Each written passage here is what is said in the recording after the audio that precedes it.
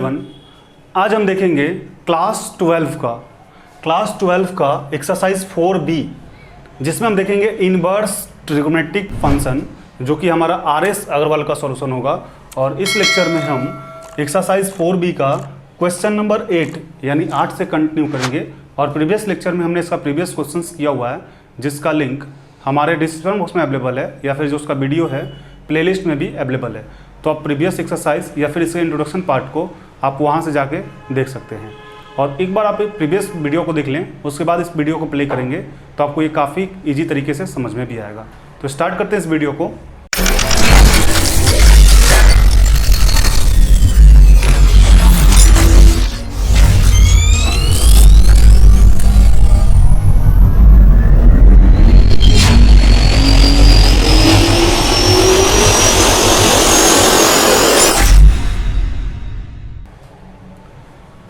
Exercise 4B जो है, इसमें क्वेश्चन नंबर 8 जो बोला जा रहा है, इसमें बोला जा रहा है सेक inverse -2/√3।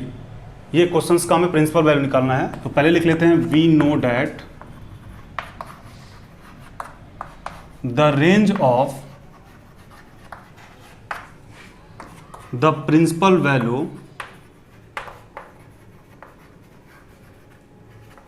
Of branch sec inverse, और सेक इनवर्स का जो रेंज होता है वो हमारा होता है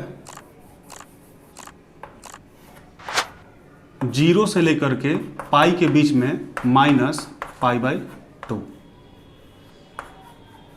तो इसका हम रेंज लिख दिए। We know that the range of the principal value of branch sec inverse, ये माइनस नहीं होगा, सेक इनवर्स 0 से लेकर के पाई -π/2 के बीच में। रेंज लिखने के बाद क्वेश्चंस को हम लेट करेंगे। Let sec inverse -2/√3 = x।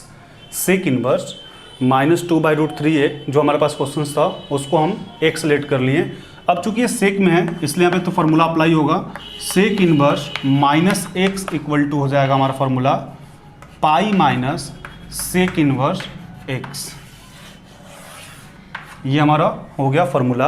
अब इस फॉर्मूले के अकॉर्डिंग हमें इसको तोड़ना होगा, यानी पाई का पाई हो जाएगा माइनस सेक इनवर्स का सेक इनवर्स हो जाएगा, और x के जगह जो वैल्यू है, x के जगह क्या है मेरे पास 2/√3, और सेक 2/√3 जो होता है ये हमारा 30 डिग्री पे होता है, यानी सेक 30 डिग्री, सेक 30 डिग्री का जो वैल्यू होता है 2/√3 होता है। और 30 को हम क्या लिख सकते हैं, इसको हम लिख सकते हैं π/6। वो भी कैसे, तो 180/30 जब आप करेंगे तो हो जाएगा 6, यानी x की जगह है 2/√3, और 2/√3 के जब हम क्या यूज कर सकते हैं, π/6। तब यहाँ पे सेक x हो गया, x पे क्या यूज करना है, सेक π/6 = x। अब यहाँ से पाई का पाई हो जाएगा, सेक इनवर्स और सेक ये तो दोनों हमारा कैंसिल हो जाएगा, यानी बचेगा क्या, π/6 = x। अब इसका जब हम एलसीएम लेंगे तो ये हो जाएगा 6 पाई माइनस पाई = x। 6 पाई में से पाई जो हम माइनस करेंगे, ये हो जाएगा 5π/6 = x, यानी x = 5π/6। अब हम लिखेंगे the principal value of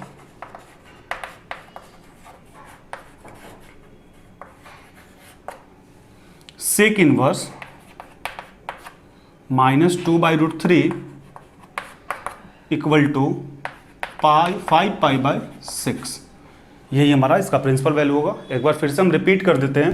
questions में आपके पास था सेक इनवर्स -2/√3, तो पहले हम इसका रेंज लिख दिए। We know that the range of principal value of branch sec inverse का कितना होता है, 0 से लेकर के पाई -π/2 के बीच में। अब क्वेश्चंस को हम लेट कर लिए, जो क्वेश्चंस था उसको x लेट कर लिए। चूंकि ये सेक में है, इसलिए इसका तो फार्मूला होगा pi minus sec inverse x। अब फार्मूले के अकॉर्डिंग पाई का पाई, सेक इनवर्स का सेक इनवर्स, x के जगह पे मेरा वैल्यू क्या है, तो ये है 2/√3, और सेक √2/3 जो होता है 30 में होता है, और 30 के जब हम क्या लिख सकते हैं, π/6। तो एक्स की जगह पे हम क्या लिख दिए, सेक पाई बाय 6 और एक्स का x.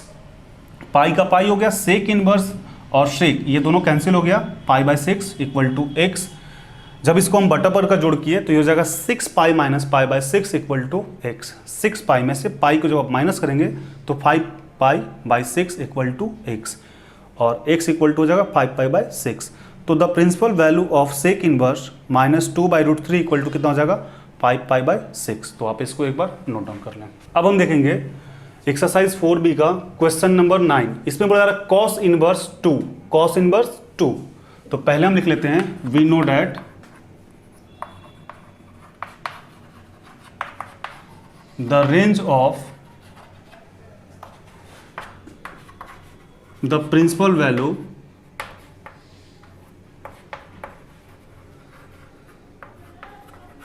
Of branch cosec inverse, और कॉसेक इनवर्स का हमारा रेंज कितना होता है, तो कॉसेक इनवर्स का जो हमारा रेंज होगा वो होगा माइनस पाई बाई 2 से पाई बाई 2 माइनस 0। तो पहले हम कॉसेक इनवर्स का रेंज लिख लिए, we know that the range of the principal value of branch cosec inverse minus pi by 2 से पाई बाई 2 माइनस 0। अब सेकेंड स्टेप में क्वेश्चंस को लेट कर लेते हैं। Let cosec inverse 2 equal to x, और चूंकि ये कॉसेक में है तो इसको LHS से RHS की तरफ जब हम भेजेंगे तो ये कितना हो जाएगा 2 इक्वल टू कॉसेक एक्स, और 2 कॉसेक 2 जो होता है ये हमारा 30 डिग्री में होता है, यानी कॉसेक 30 डिग्री का जो 30 डिग्री का वैल्यू होता है वो हमारा होता है 2, और 30 को हम क्या लिख सकते हैं, तो इसको लिख सकते हैं पाई बाय 6। वो कैसे, तो 180 बाई 30 जब आप करेंगे तो ये हो जाएगा 6, यानी 2 के जगह पर, इस 2 के जगह पे हम क्या यूज कर सकते हैं, पाई बाय 6। तब यहाँ पे हम लिख देते हैं, पहले तो इसको इधर कर लेते हैं, कॉसेक एक्स इक्वल टू 2, यानी कॉसेक एक्स इक्वल टू 2 के जगह पे क्या यूज करना है, कॉसेक पाई बाय 6। अब यहाँ से कॉसेक और कॉसेक हमारा कैंसिल हो जाएगा, यानी बचेगा क्या, x equal to pi by 6। The principal value of cosec inverse 2 equal to pi by 6। तो इस तरीके से हमारा जो है इसका प्रिंसिपल वैल्यू फाइंड हो गया। तो एक बार फिर से हम रिपीट कर देते हैं, कॉसेक इनवर्स 2 जो है इसका पहले हम रेंज लिखे, we know that the range of the principal value of branch cosec inverse minus pi by 2 से पाई बाई 2 माइनस 0। रेंज लिखने के बाद सेकेंड स्टेप में हम क्वेश्चंस को लेट कर लिए, cosec inverse 2 equal to x.